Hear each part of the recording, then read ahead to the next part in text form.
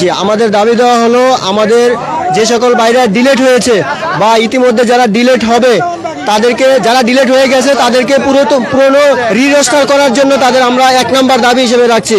2 নম্বর দাবি হলো আমাদের ফাইল কোনো কোম্পানিতে কেন নেয় না, এই প্রশ্নের উত্তর আমরা নিতে আসছি।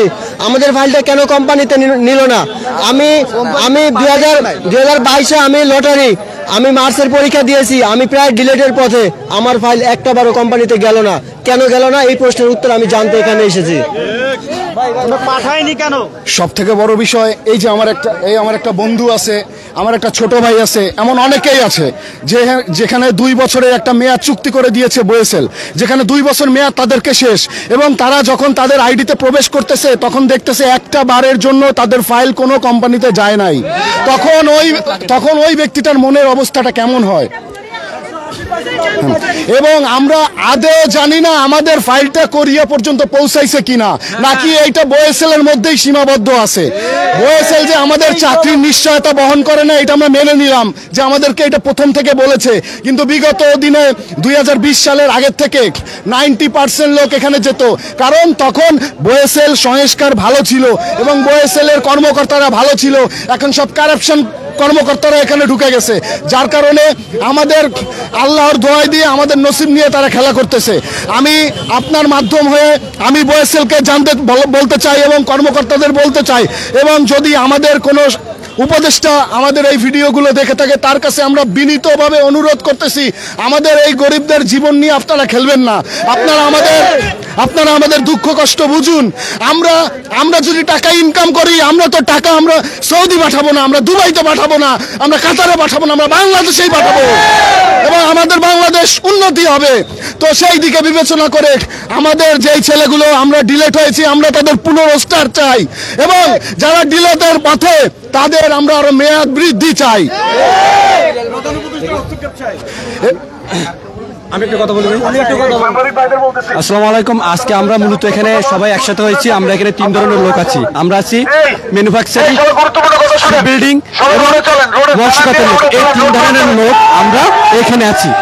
মূলত আমরা 3 ধরনের লোক এখানে আছি, কিন্তু আমরা এখানে সবচেয়ে অবহেলিত আছে আমাদের এখানে শিপ বিল্ডিং এবং মৎস্যখাতের লোক। এই যে এদের কোটা চালু করেছে বোয়েসেল, এইখান থেকে মনে করেন যে অনলি 2 থেকে 3 জন লোক, 1 বছরে বেশি হয়ে গেছে এদের রোস্টার টাইম, কিন্তু এখনো এদের এই যে 2 বছরের মতন সময় হতে গেছে, এখান থেকে 2 থেকে 3 জন লোক মাত্র লোক নিয়েছে। এখন আমার কথা যে যেখানে লোক নেবে না সেই কোটা আমরা ভাবাখানে চালু করব। আমরা যখন একটা বোয়েসেল একটা সার্কুলার দেয়, সেখানে প্রায় মনে করেন যে 2 লাখ লোক আবেদন করে।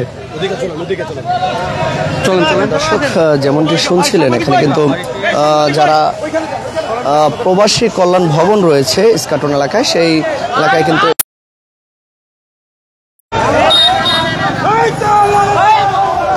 ঠিক প্রবাসী কল্যাণ ভবনের সামনে কিন্তু এই মুহূর্তে কোরিয়ান যারা ভাষায় মূলত ট্রেনিং নিয়েছেন তাদের ভিসা না হওয়ায় কিন্তু আসলে সেই সমস্ত ভুক্তভোগীরা কিন্তু এই মুহূর্তে অবস্থান নিয়েছেন প্রবাসী কল্যাণ ভবনের ঠিক সামনে। আমরা 2-1 সাথে আরো একটু কথা বলতে চাই যে আসলে আপনাদের বলতে চাই ভাই হয়েছে আমাদের যে নিয়মটা এই অনুযায়ী একজন ইপিএস এর জন্য মানে ভিসা ইস্যুর জন্য প্রায় 3 জনের রোস্টার থাকা প্রয়োজন। আমরা যতটুকু জানি ওই অবস্থায় আমরা প্রায় 16 থেকে 17 হাজার লোক রোস্টার আছি, কিন্তু ভিসা ইস্যু হয় 1 থেকে 1.5 লোক। আমি ভাই অক্লান্ত পরিশ্রম করে ভাই 200-র মধ্যে 170 পেয়েছিলাম ভাইয়া, 170 পেয়েছিলাম 200-র মধ্যে অনেক পরিশ্রমের মাধ্যমে। দর্শক জানিয়ে রাখতে চাই এই মুহূর্তে কিন্তু মানববন্ধনের কথা থাকলেও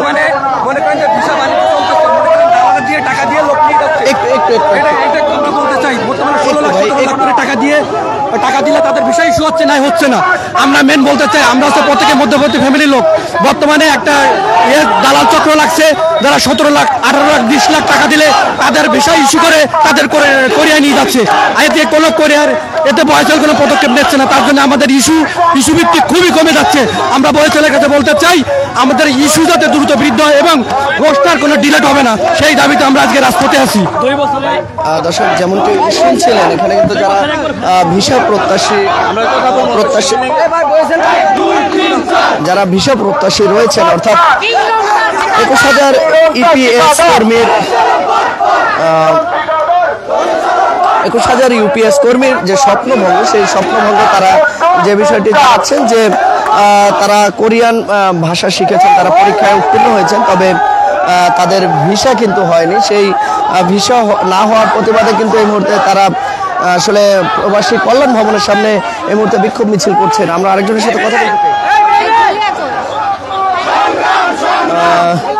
এবং বিভিন্ন বিষয় কিন্তু তারা লিখেছেন এখানে, যে তাদের যে দাবি দেওয়া, অর্থাৎ 21,000 যে কর্মী রয়েছে যারা পরীক্ষায় উত্তীর্ণ হয়েছেন, তাদেরকে কিন্তু ভিসার যে তাদের যে প্রত্যাশা, সেই প্রত্যাশা পূরণ না হয় কিন্তু এই মুহূর্তে তারা প্রবাসী ভবনের সামনে যে সড়ক, সেই সড়ক কিন্তু তারা অবরোধ করেছেন এবং অবরোধ করে কিন্তু তারা স্লোগান দিচ্ছেন। তারা জানাচ্ছেন যে অনতিবিলম্বে কিন্তু যথাযথ যারা কর্তৃপক্ষ রয়েছে তারা যাতে 21,000 যে ভিসা প্রত্যাশী রয়েছে কোরিয়ান ভিসা, সেই ভিসা প্রক্রিয়া দ্রুত সময়ের মধ্যে কিন্তু তারা বাস্তবায়ন চাচ্ছেন।